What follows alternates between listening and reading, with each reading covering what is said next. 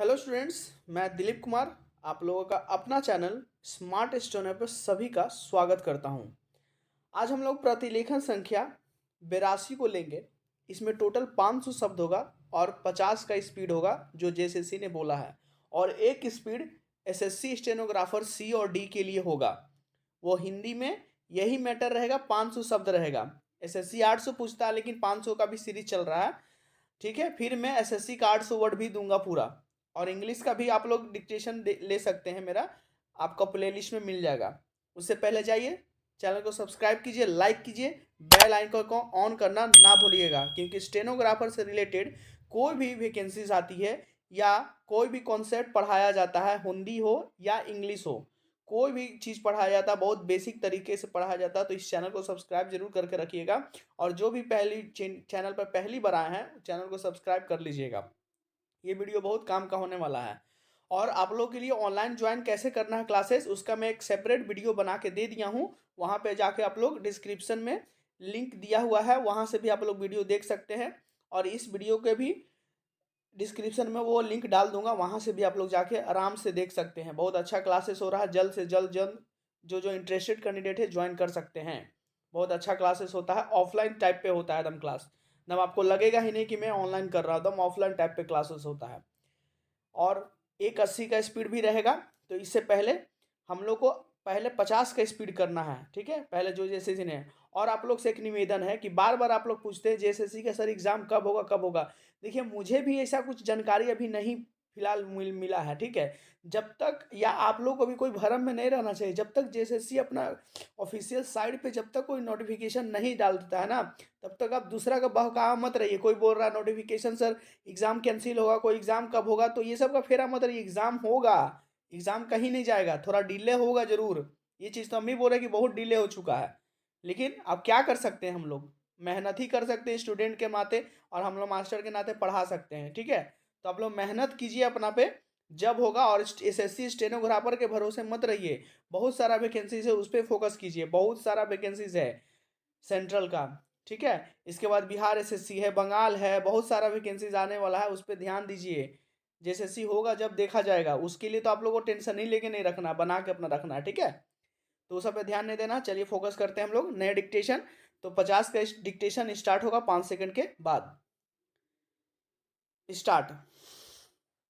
महोदय, राष्ट्रपति के अभिभाषण में राष्ट्र की दशा का जो भी चित्रण किया गया है, उसे देखकर भविष्य के बारे में जनता के मन में अच्छे जीवन की आशा उत्पन्न होना कठिन है। पूर्ण विराम।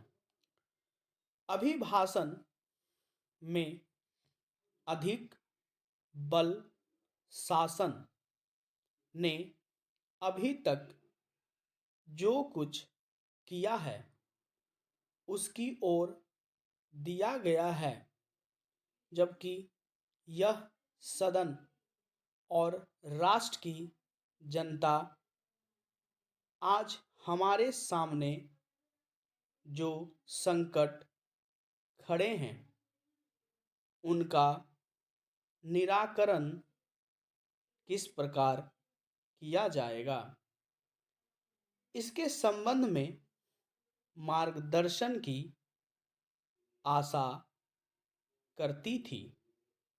पूर्ण विराम। राष्ट्रीय जीवन के विभिन्न क्षेत्रों में सरकार द्वारा अपनाई गई नीतियों के जो परिणाम हुए हैं वे हमारे सामने हैं, और मुझे यह देखकर बड़ा दुख हुआ है कि राष्ट्रपति महोदय के अभिभाषण में राष्ट्र की सुरक्षा के लिए, एकता के लिए जो नए नए संकट खड़े हो रहे हैं उनका कोई उल्लेख नहीं किया गया है। पूर्ण विराम।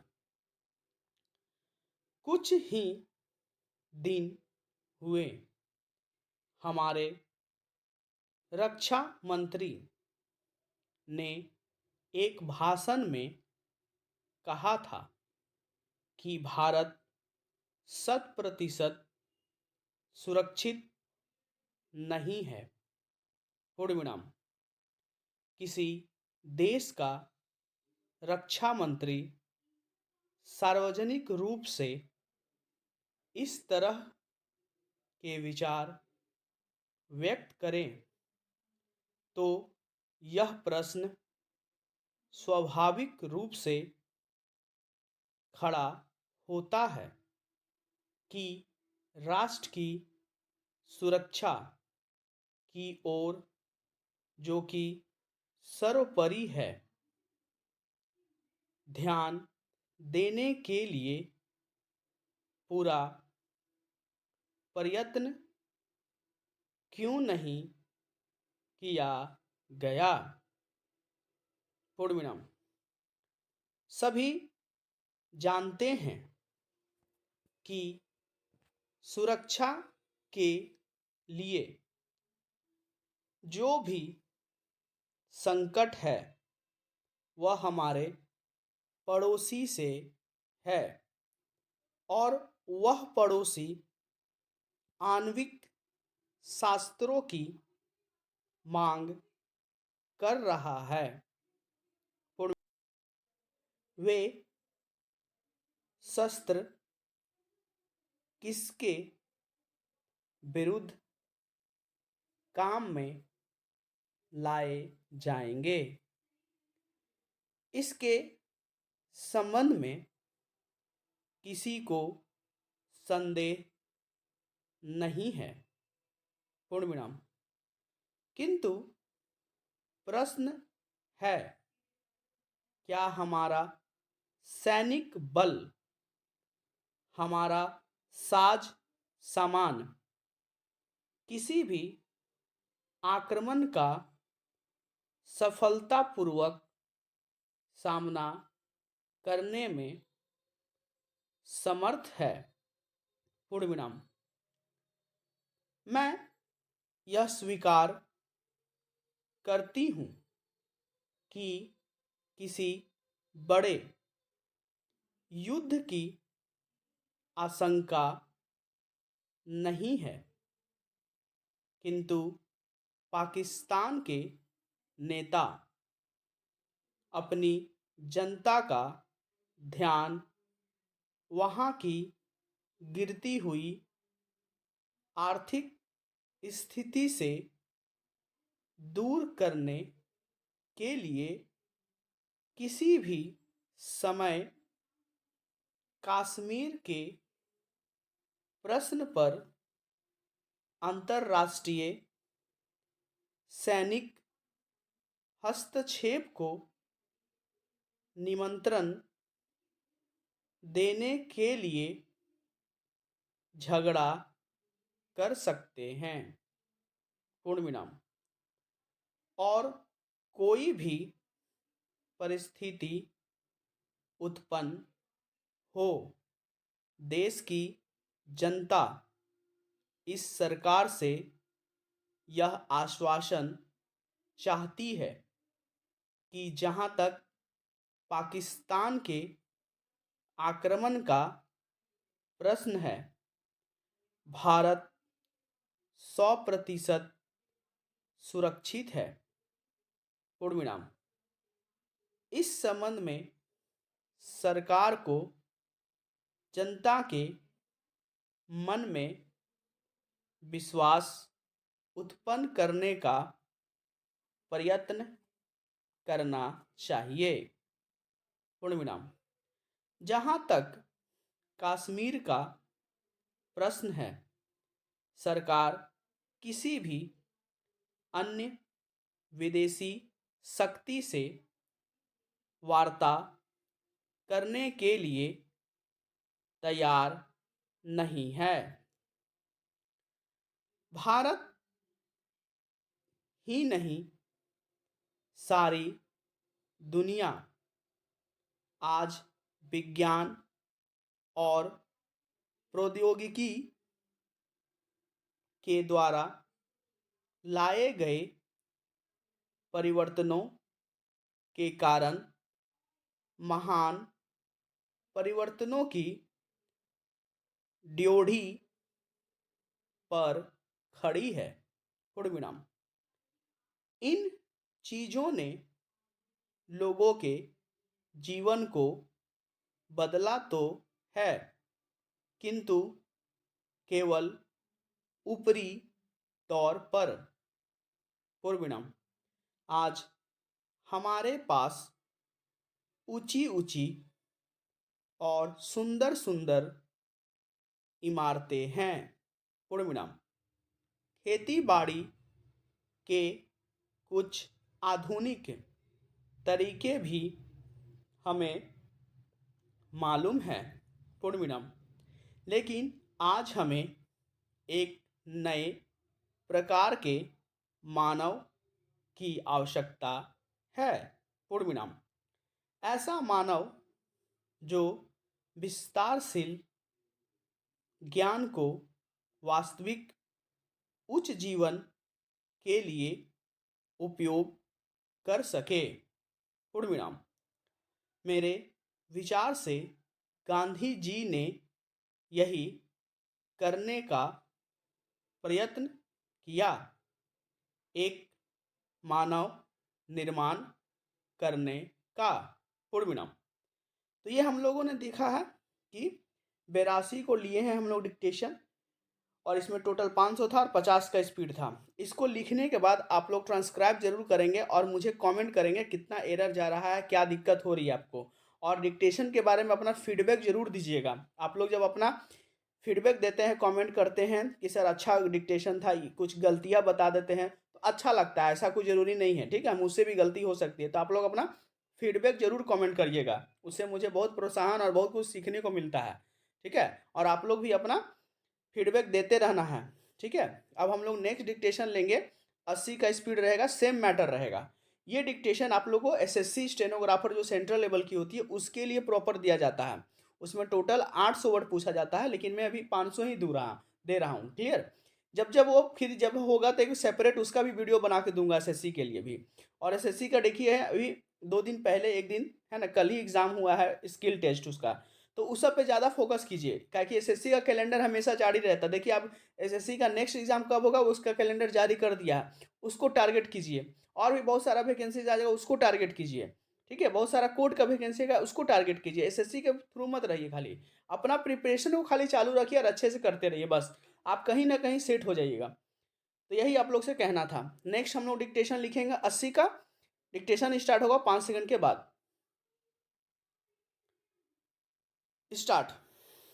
महोदय, राष्ट्रपति के अभिभाषण में राष्ट्र की दशा का जो भी चित्रण किया गया है उसे देखकर भविष्य के बारे में जनता के मन में अच्छे जीवन की आशा उत्पन्न होना कठिन है।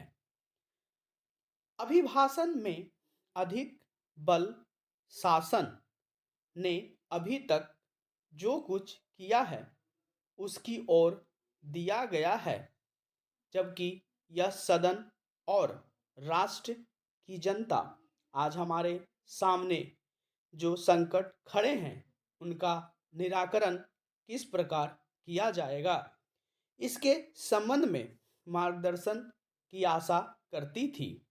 राष्ट्रीय जीवन के भिन्न भिन्न क्षेत्रों में सरकार द्वारा अपनाई गई नीतियों के जो परिणाम हुए हैं वे हमारे सामने हैं, और मुझे यह देखकर बड़ा दुख हुआ है कि राष्ट्रपति महोदय के अभिभाषण में राष्ट्र की सुरक्षा के लिए, एकता के लिए जो नए नए संकट खड़े हो रहे हैं उनका कोई उल्लेख नहीं किया गया है। कुछ ही दिन हुए हमारे रक्षा मंत्री ने एक भाषण में कहा था कि भारत 100% सुरक्षित नहीं है। किसी देश का रक्षा मंत्री सार्वजनिक रूप से इस तरह के विचार व्यक्त करें तो यह प्रश्न स्वाभाविक रूप से खड़ा होता है कि राष्ट्र की सुरक्षा की ओर, जो कि सर्वोपरि है, ध्यान देने के लिए पूरा प्रयत्न क्यों नहीं किया गया। सभी जानते हैं कि सुरक्षा के लिए जो भी संकट है वह हमारे पड़ोसी से हैं और वह पड़ोसी आणविक शस्त्रों की मांग कर रहा है। वे शस्त्र किसके विरुद्ध काम में लाए जाएंगे, इसके संबंध में किसी को संदेह नहीं है, परंतु प्रश्न है क्या हमारा सैनिक बल, हमारा साज सामान किसी भी आक्रमण का सफलतापूर्वक सामना करने में समर्थ है।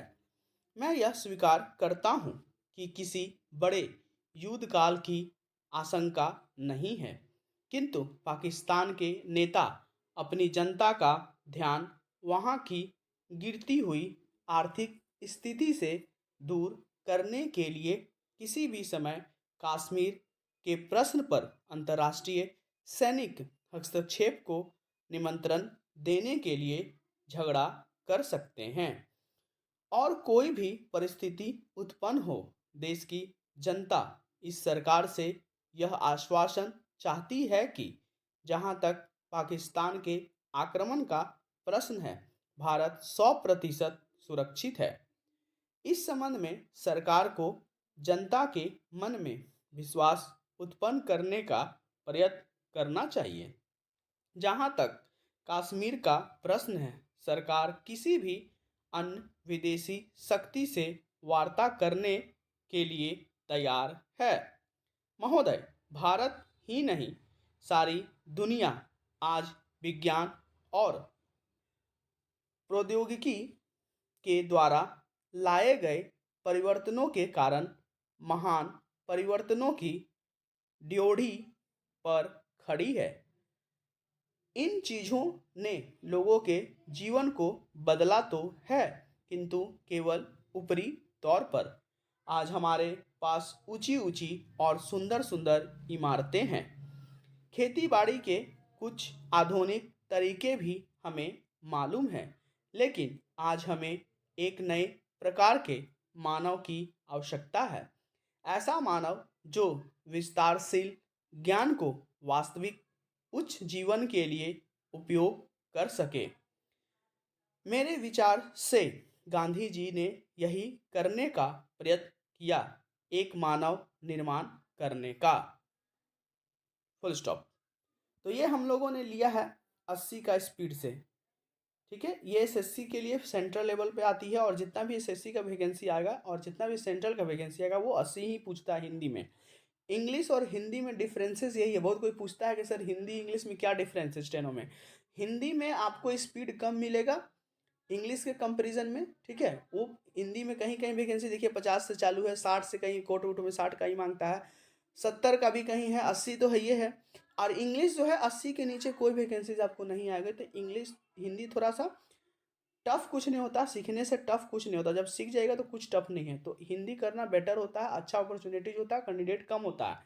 और इंग्लिश में थोड़ा कैंडिडेट ज़्यादा है, थोड़ा सिंपल होता है उसका, तो थोड़ा सा कैंडिडेट ज़्यादा जुड़ते हैं, उससे कोई दिक्कत नहीं है। स्टेनो स्टेनो होता है, कोई भी सीखिए, कोई दिक्कत नहीं है। ये प्रेफरेंस क्या डिफरेंस था ये चीज़ मैं बता दिया आप लोगों को।